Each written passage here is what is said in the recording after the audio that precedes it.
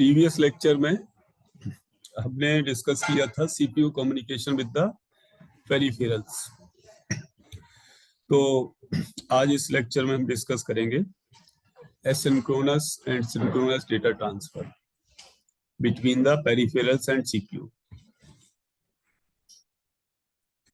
तो सिंक्रोनस और एसिंक्रोनस, तो मेनली इस पे क्या है कि जब हमारा जैसे सीपीयू प्रोसेस कर रहा है प्रोग्राम्स, तो प्रोसेस करेगा तो it need to interact with the different devices.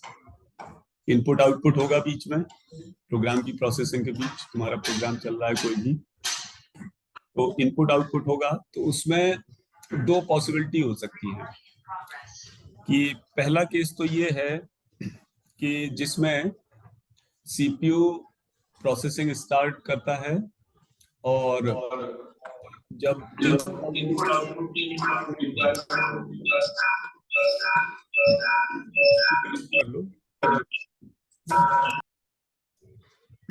Okay, तो इनपुट आउटपुट अगर परफॉर्म हो रहा है तो सीपीयू वेट करे।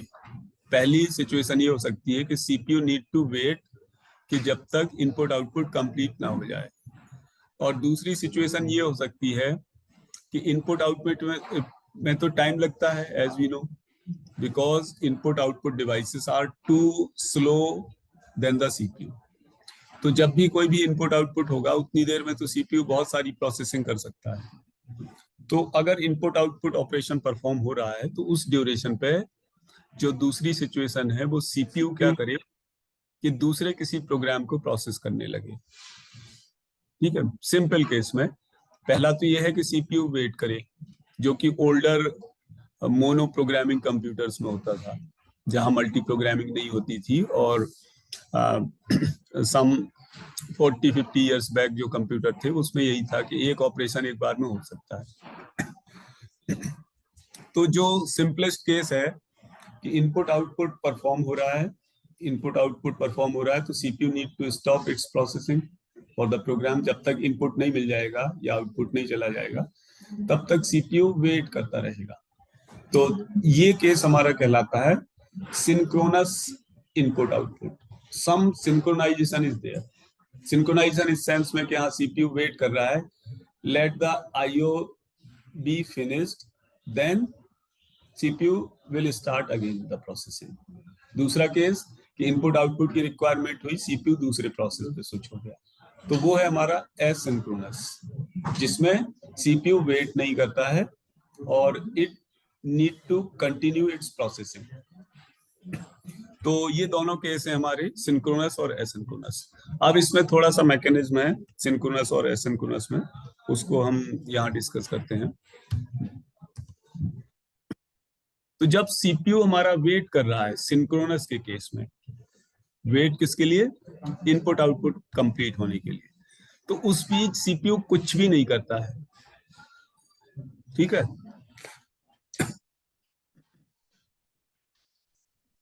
जब तक कि हमारा कंट्रोल प्रोग्राम पर वापस रिटर्न नहीं हो जाता है। या फिर जो दूसरा केस है वो तो मैं समझा ही दिया है। तो जो कंप्लीशन है, जैसे सीपीयू दूसरे प्रोग्राम पे स्विच हो गया, तो जो इनपुट आउटपुट पहले या प्रीवियस प्रोग्राम का स्टार्ट हुआ था उसके लिए इंडिकेशन भी तो मिलना चाहिए सीपीयू को। तो some interrupt facilities are there nowadays in computers. Older computers में दूसरी फैसिलिटी थी। तो इंटरप्ट्स में इंटरप्ट सिग्नल होता है एक, जो कि सीपीयू का एक पिन होता है, जिसमें अगर वो प्रोसेसिंग फिनिश हो गई तो सीपीयू के पास, मतलब ओएस के पास, इंटरप्ट सीपीयू भेजता है ओएस के पास। Okay, the IO device will send to the CPU, CPU will send to the OS. तो ये तो ओएस को ही डिसाइड करना है ना, शेड्यूलिंग तो ऑपरेटिंग सिस्टम को करनी है कि कौन सा प्रोग्राम सीपीयू को किस मूवमेंट पर दिया जाए।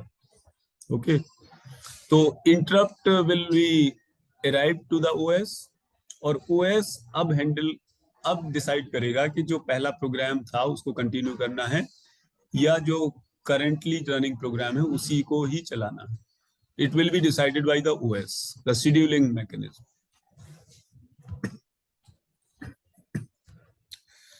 तो सिंक्रोनस में जो ऑपरेशन है कि CPU is waiting for input output to complete.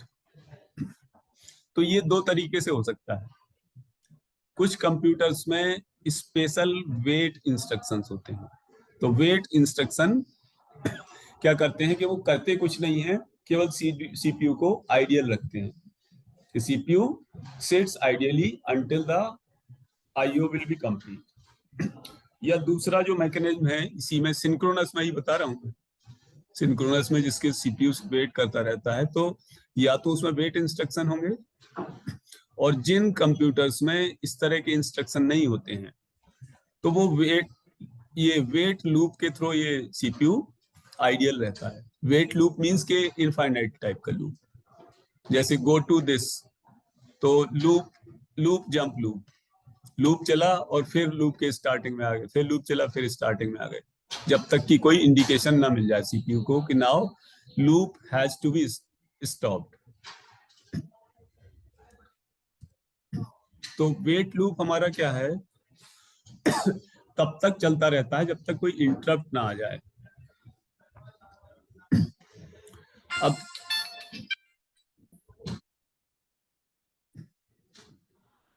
हाँ बताओ। हाँ,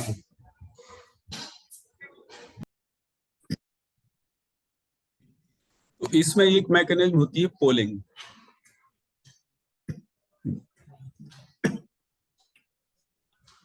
तो पोलिंग में क्या होता है कि सीपीयू कंटिन्यूअसली चेक करता रहता है कि आईओ कंप्लीट हो गया नहीं हुआ, ठीक है। या फिर सिंपली वो क्या करते हैं कि एक फ्लैग रजिस्टर में सेट हो जाता है, किसी रजिस्टर में एक फ्लैग से इंडिकेशन हो जाता है कि इनपुट आउटपुट कंप्लीट हो गया या नहीं हो गया। okay?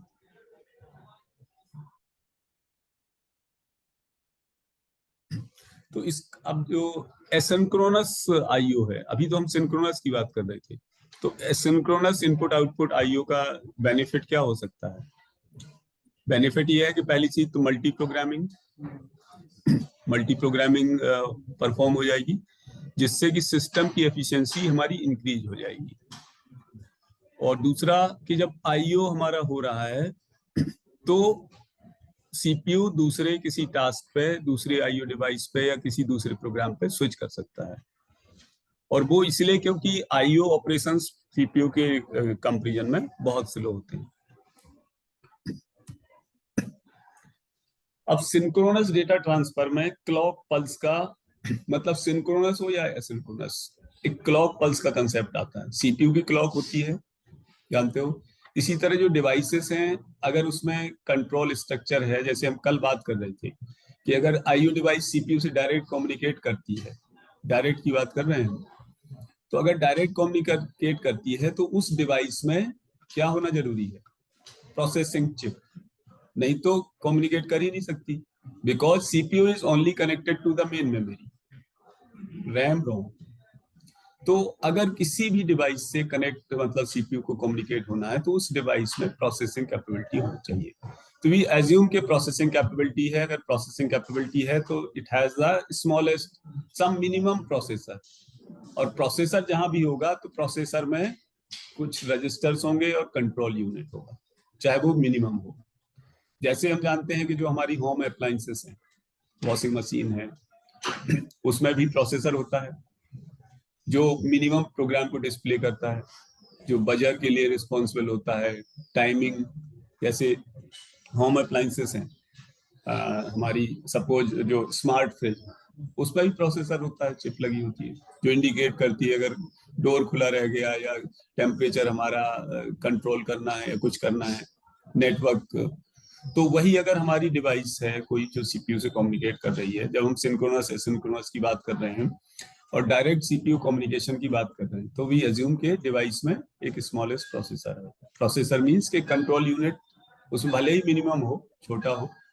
जैसे होम अप्लायंसेस का जो प्रोसेसर है वो काफी वीक होता है, मिनिमम होता है, हमारे कंप्यूटर जितना फास्ट नहीं होता है, और उसमें जो मिनिमम स्ट्रक्चर चाहिए, तो ठीक है। तो अगर कंट्रोल यूनिट होगा तो वो एक क्लॉक होगी ही उसमें, जो हम क्लॉक की फ्रीक्वेंसी की बात करते हैं सीपीयू में, उसमें भी होगी। तो सिंक्रोनस में क्या है कि जो क्लॉक पल्स है हमारी, क्लॉक पल्स का मतलब वही कि अप एंड डाउन, कोई भी स्ट्रोक पल्स हो, क्लॉक पल्स हो, electronic pulse simply means that this thing, ठीक है, digital signal, not this continuous, digital मतलब अप एंड डाउन। तो जो क्लॉक है हमारी वो सिंक्रोनाइज होगी, मतलब कि जो भी रजिस्टर्स हैं सीपीयू में और आईओ में तो जो हमारा डेटा ट्रांसफर होगा वो इस क्लॉक पल्स के थ्रू होगा, और सिंक्रोनाइजेशन में, सिंक्रोनस ऑपरेशन में, कि वो कॉमन क्लॉक पल्स के साथ होगा। अगर अप जा रहा है सिग्नल तो उसी सिग्नल के साथ सब एक साथ ट्रांसफर होगा हमारा, ठीक है। कहने का मतलब ये है कि जो इंटरफेस है हमारा इलेक्ट्रॉनिक सर्किट डिवाइस में, वो सीपीयू के साथ कॉमन क्लॉक के साथ वर्क करेगा इन केस ऑफ सिंक्रोनस। तो सीपीयू और आईओ के बीच जो डेटा ट्रांसफर होगा वो एक साथ होगा कॉमन क्लॉक के साथ।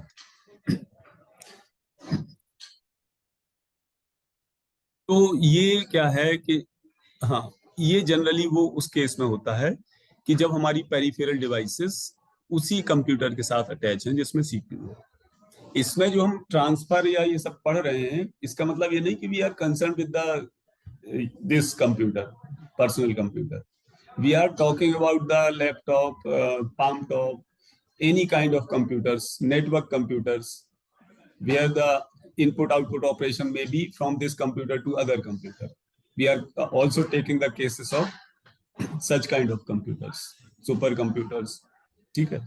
जब भी हम आर्किटेक्चर की बात करते हैं तो we are covering all, whole aspect of the architecture, covering all varieties of computers, whatever variety we have, all varieties we are covering. So don't be concerned only to this particular computer, ठीक है। तो last line says itself that thing कि ये जो case है हमारा, जब हमारी पेरिफेरल और सीपीयू सेम कंप्यूटर्स में है। अब एसिंक्रोनस की बात करते हैं। तो जो इंटरनल टाइमिंग है हमारी सीपीयू और आईओ इंटरफेस में, वो जनरली एक दूसरे से इंडिपेंडेंट होती है, क्योंकि दोनों यूनिट की अपनी क्लॉक, अपना कंट्रोल यूनिट अलग है। तो इस केस में कि जब वो इंडिपेंडेंटली वर्क करते हैं तो क्या होता है कि इस केस को हम बोलते हैं एसिंक्रोनस।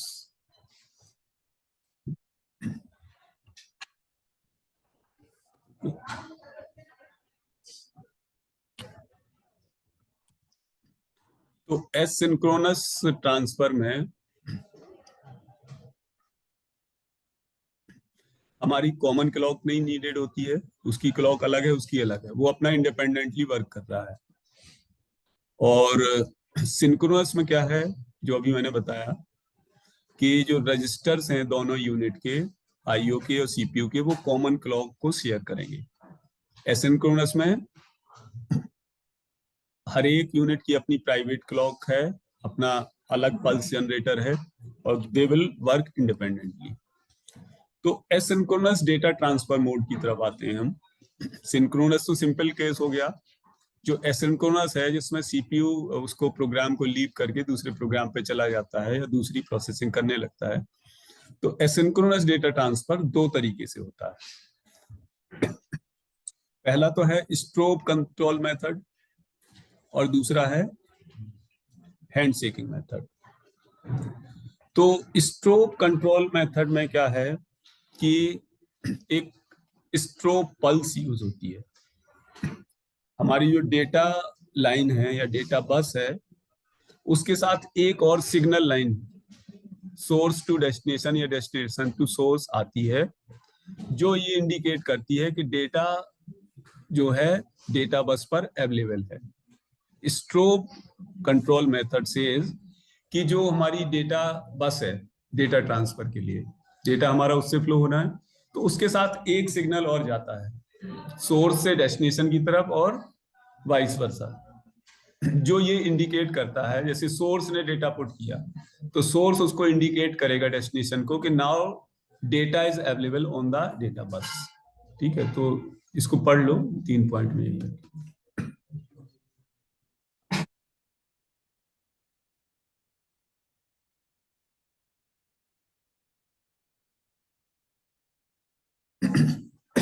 स्ट्रोब लाइन ये इन्फॉर्म करती है डेस्टिनेशन यूनिट को कि वैलिड डेटा वर्ड अवेलेबल है बस में, ठीक है। सिंगल लाइन यूज होती है और स्ट्रोब हमारी सोर्स और डेस्टिनेशन दोनों के द्वारा एक्टिवेट हो सकती है। इस तरह मतलब कि डेटा बस के थ्रू डेटा आ रहा है और स्ट्रोब सिग्नल ये डेस्टिनेशन को इंडिकेट कर रहा है कि डेटा जो है डेटा बस पर अवेलेबल है। तो वो थोड़ी देर के लिए जब इंडिकेशन दिया है स्ट्रोब में, तो थोड़ी देर के लिए डेटा अवेलेबल रहता है डेटा बस पे, उतनी देर में डेस्टिनेशन रिसीव कर लेगा डेटा। लेकिन इसमें डेस्टिनेशन यूनिट ये इंडिकेट नहीं करेगा सोर्स को कि डेटा एक्सेप्ट हो चुका है। डेटा ये एक्सेप्ट कर लेगा डेस्टिनेशन, बट इंडिकेशन नहीं देगा। ये दूसरे वाले मेथड में है। तो सोर्स इनिशिएटेड ट्रांसफर अब कैसे होगा कि सोर्स यूनिट ने डेटा को डेटा बस पे रख दिया, डेटा, और डेटा बस हमारा इंफॉर्मेशन को सोर्स से डेस्टिनेशन की तरफ, डेटा हमारा डेटा बस के थ्रू सोर्स टू डेस्टिनेशन आएगा। और डेटा बस में बहुत सारी लाइंस होंगी जैसा हम जानते हैं। तो कुछ डिले के बाद, कुछ टाइम के बाद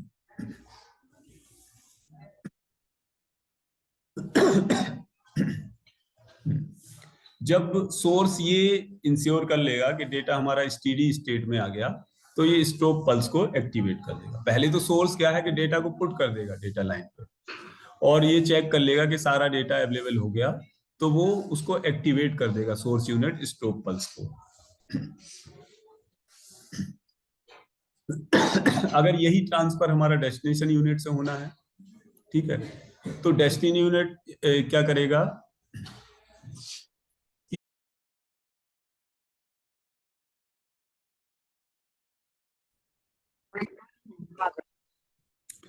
तो सिंक्रोनस एसिंक्रोनस डेटा ट्रांसफर हम डिस्कस कर रहे थे प्रीवियस लेक्चर में। तो हम जो है स्ट्रोब बेस्ड कंट्रोल मेथड पर थे। सिंक्रोनस एसिंक्रोनस मैंने बता दिया था, ठीक है। सिंक्रोनस में बताया था कि जब सीपीयू किसी पेरिफेरल से डेटा कम्युनिकेशन करता है तो इनपुट आउटपुट के लिए वेट करता है सीपीयू, और जब इनपुट आउटपुट कंप्लीट हो जाता है then only the program function starts.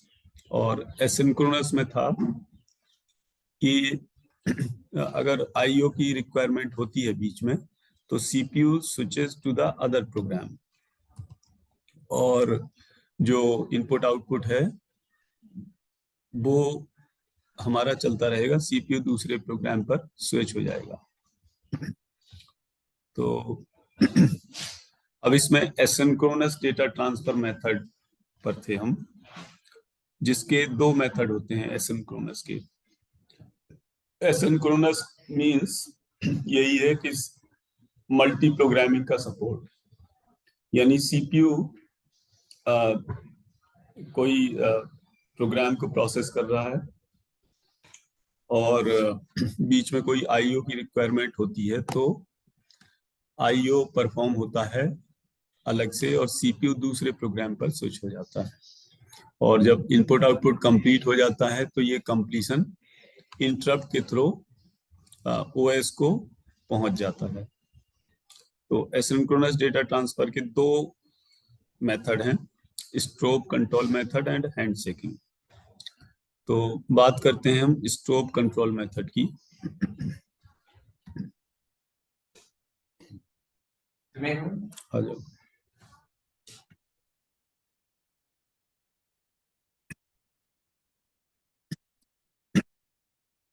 तो स्ट्रोब कंट्रोल मेथड में जो है हमारा, वो एक सेपरेट लाइन हमारी कनेक्ट होती है एक यूनिट से दो दूसरे यूनिट, मतलब सोर्स से डेस्टिनेशन, जो यूनिट डेटा ट्रांसफर कर रहा है और जो डेटा रिसीव कर रहा है।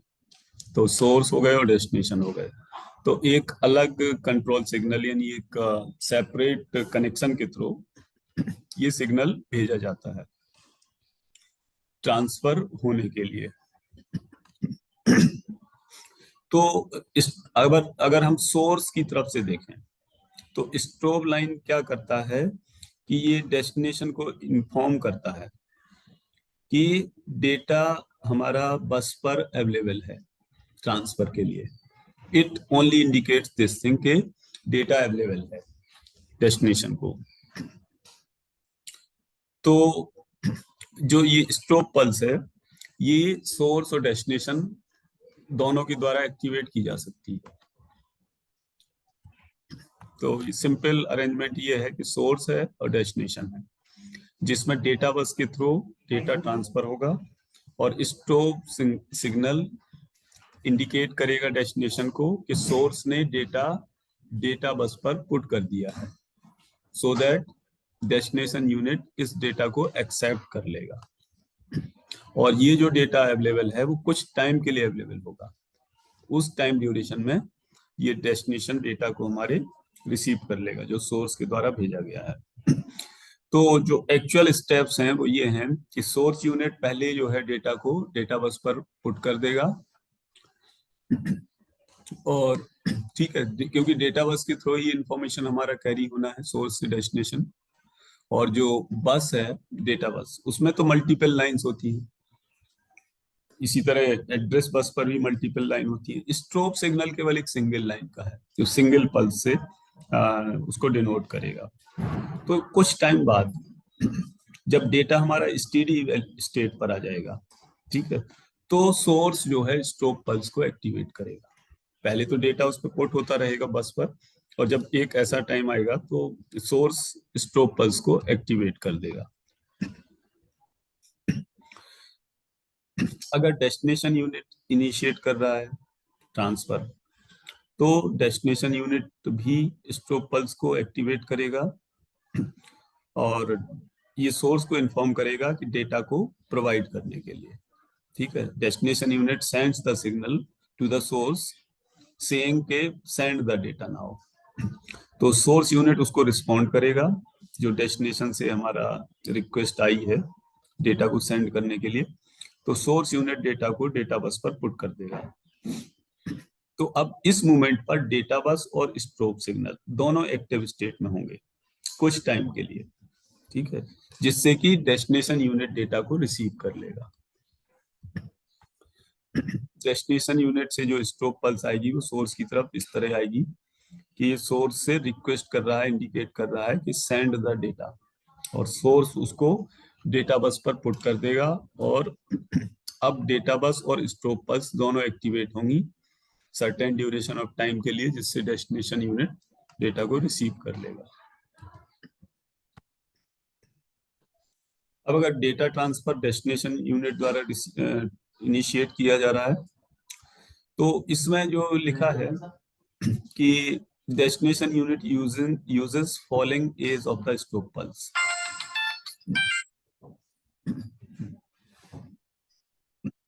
हाँ बताइए।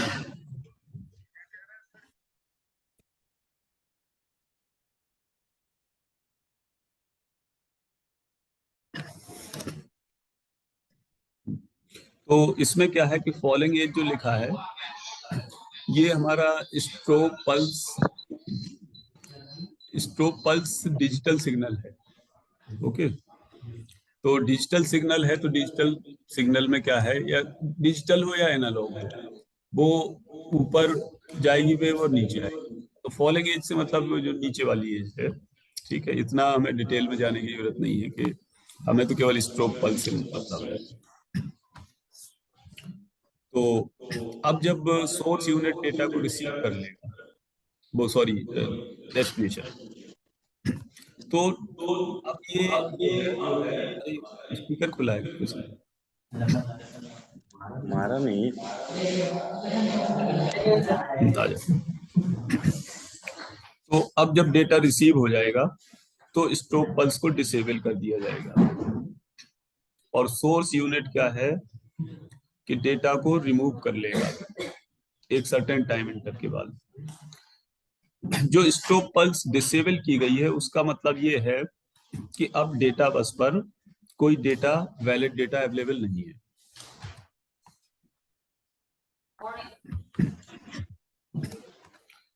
अब अगर डेटा ट्रांसफर डेस्टिनेशन यूनिट द्वारा इनिशिएट किया जा रहा है, तो अब इसमें क्या है कि जो वैलिड डेटा है हमारा, वो फिर डेटा बस पर अवेलेबल होगा जब ये स्ट्रोब फिर से इनेबल किया जाएगा। और स्ट्रोब पल्स है क्या, हमारा क्लॉक पल्स ही है, ठीक है, जो सीपीयू की क्लॉक पल्स के द्वारा कंट्रोल की जाती है। और ये तो सब कॉमन लाइन लिखी हुई है कि CPU is always in control of the buses and inform the external unit how to transfer data. ये तो हम पढ़ते आ रहे हैं पहले से।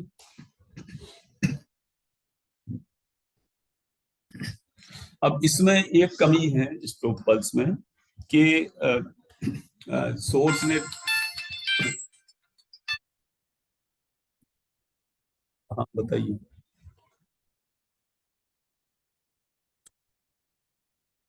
हेलो।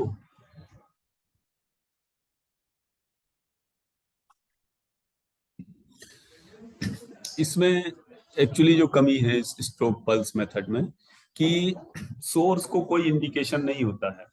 जैसे सोर्स ने डेटा पुट किया, स्ट्रोब पल्स को एक्टिवेट किया और कुछ ड्यूरेशन के लिए फ्री छोड़ दिया कि डेस्टिनेशन यूनिट डेटा रिसीव कर लेगा। बट सोर्स के पास कोई इंडिकेशन ये नहीं है कि डेस्टिनेशन ने डेटा रिसीव कर लिया है। हाँ बताइए। अच्छा, ये है कि इंडिकेशन नहीं है इसमें कि डेटा रिसीव हो गया है डेस्टिनेशन द्वारा। तो इसके लिए इस मतलब ड्रॉबैक को ओवरकम करने के लिए अ, जो है वो हमारा हैंड शेकिंग मेथड यूज किया जाता है।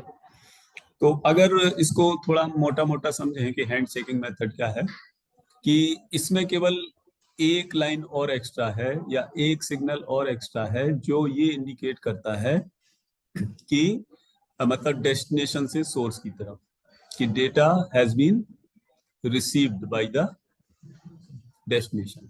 बस ये पूरा अरेंजमेंट है इसको। अब इसकी जो भी थ्योरी है बट ओवरऑल इसका सार यही है।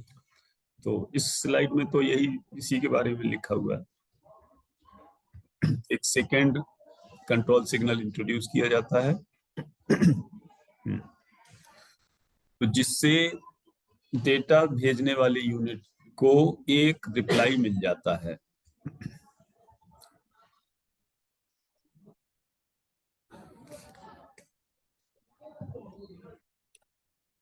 तो ये एक तरह से एग्रीमेंट है जिसको हम हैंड शेकिंग का नाम दे देते हैं। तो ये इस तरह का अरेंजमेंट है कि डेटा बस पर डेटा है हमारा और डेटा वैलिडिटी के लिए एक लाइन होगी जो डेस्टिनेशन को इन्फॉर्म करेगा कि नाउ डेटा बस पर डेटा अवेलेबल है एंड एक्सेप्टेड। और जब डेस्टिनेशन यूनिट इस डेटा को एक्सेप्ट कर लेगा तो क्या होगा कि ये सोर्स को डेटा एक्सेप्टेंस का सिग्नल भेज देगा।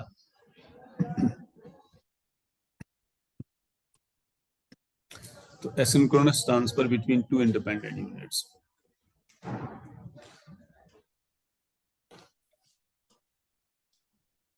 ठीक है, इसमें कुछ नया नहीं है, वही बात लिखी हुई है।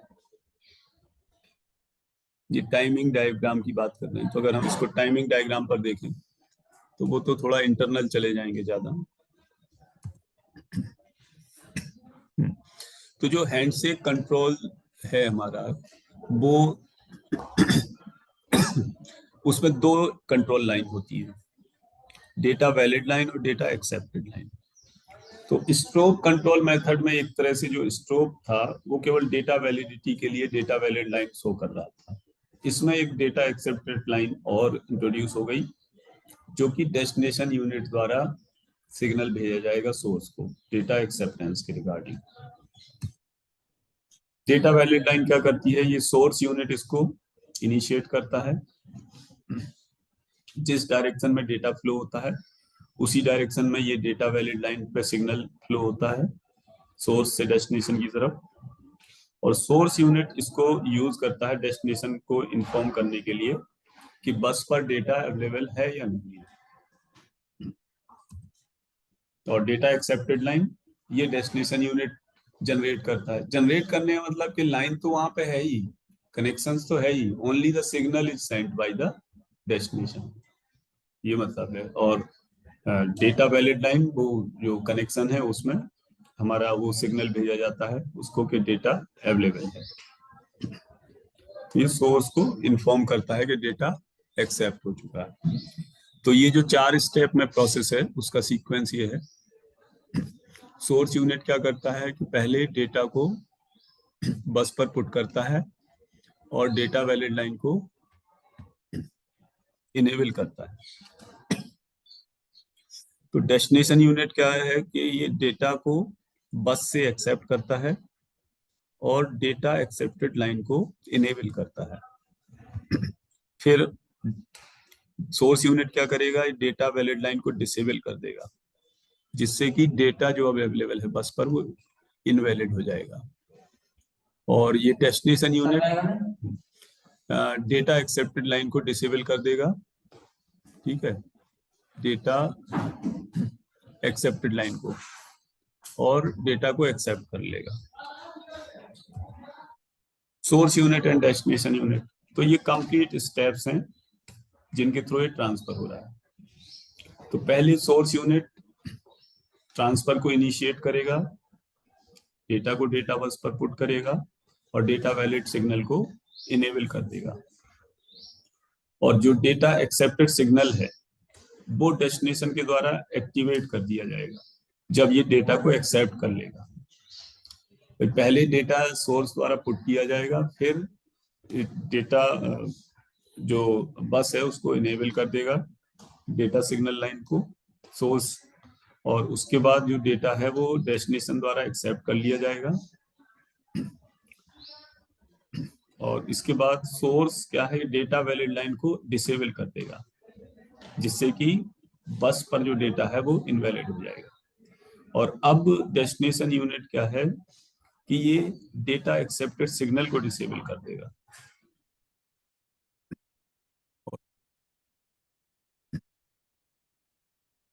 तो सोर्स क्या है कि नेक्स्ट डेटा तब तक नहीं भेजेगा जब तक कि डेस्टिनेशन यूनिट ये एक्सेप्ट, मतलब वो एक्सेप्टेंस नहीं आ जाएगा, जो दूसरी वाली लाइन है उससे एक्सेप्टेंस नहीं आ जाएगा कि इसने डेटा एक्सेप्ट कर लिया।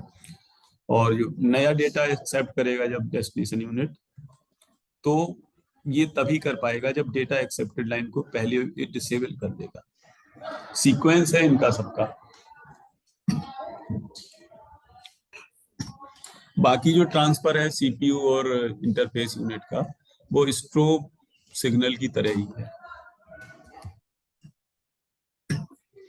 Source and destination initiated strobe. अब इसमें एक लाइन एक्स्ट्रा है कि जो एक मैकेनिज्म इसमें ऐड की गई है कि जो हैंड शेकिंग सिग्नल है वो दोनों साइड से कंट्रोल होगा।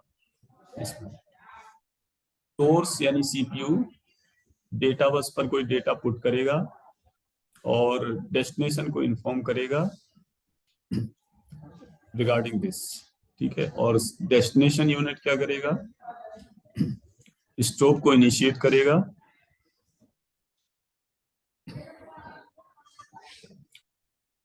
अब इसमें जो एग्जांपल लिया हुआ है वो सीपीयू और मेमोरी के बीच लिया हुआ है। बाकी जो मैंने तुम्हें बताया वो एक जनरल बताया है कि सोर्स एंड डेस्टिनेशन करके। तो by this we have completed this synchronous asynchronous data transfer.